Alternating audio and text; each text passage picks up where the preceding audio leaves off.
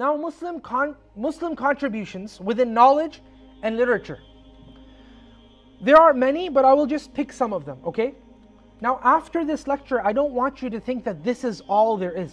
Wallahi, if I had time, I would give 10, 20 lectures and I would still not finish. I'm giving you just a few things, okay? So, one of the things that really made a mark on the world as a whole and on what we know today to be modern medicine is a book written by a man named Ibn Sina, or known in the West as Avicenna.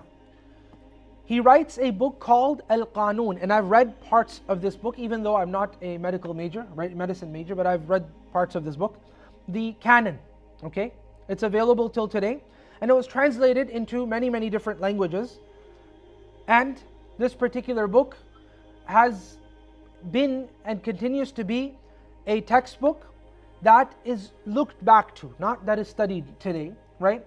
But from the 12th century till the 16th, 17th century, this was the staple textbook of medicine in the world, European and Eastern world. And similarly, Kitabul Hawi by Al-Razi, which again, the 13th century onwards for several centuries continued to be the primary textbook in the world for medicine. They were both Muslim authors, okay? The whole idea of using chemistry in pharmacology also came from Muslims. Prior to that, people, yes, would use other natural substances that they could find, but the idea of using chemicals to try to advance the field of medicine, that was something that was introduced by Muslims.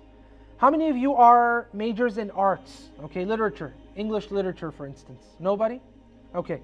So, if you know the Shakespearean play, which goes by all is well that ends well, that play was largely taken from a book by the name of Alfu Laylatin wa Layla, 1001 Nights, which was also translated several times. I believe 300 times it was printed within Europe over a few centuries, and it continues to be in print as well. 1001 Nights.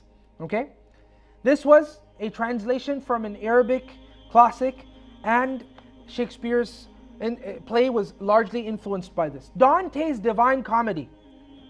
This particular book was basically a theft. This is one of the premier or one of the best literary works that the Western civilization has produced, okay?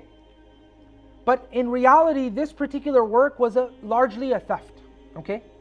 And the book that he stole from, which was a book written by Ibn Arabi, I compared the two. The timeline between the events that he describes in Dante's Divine Comedy and also Ibn Arabi's work is entirely the same. He adds to that the concept of Isra wal Mi'raj as well, okay? So he looked into the Seerah and got the concept of Al-Isra wal Mi'raj, and then used Ibn Arabi's work and made it into another language, which is, as I said, pretty much plagiarism into another language, okay? So that is Dante, and this is considered one of the best literary works that has been written in European literature.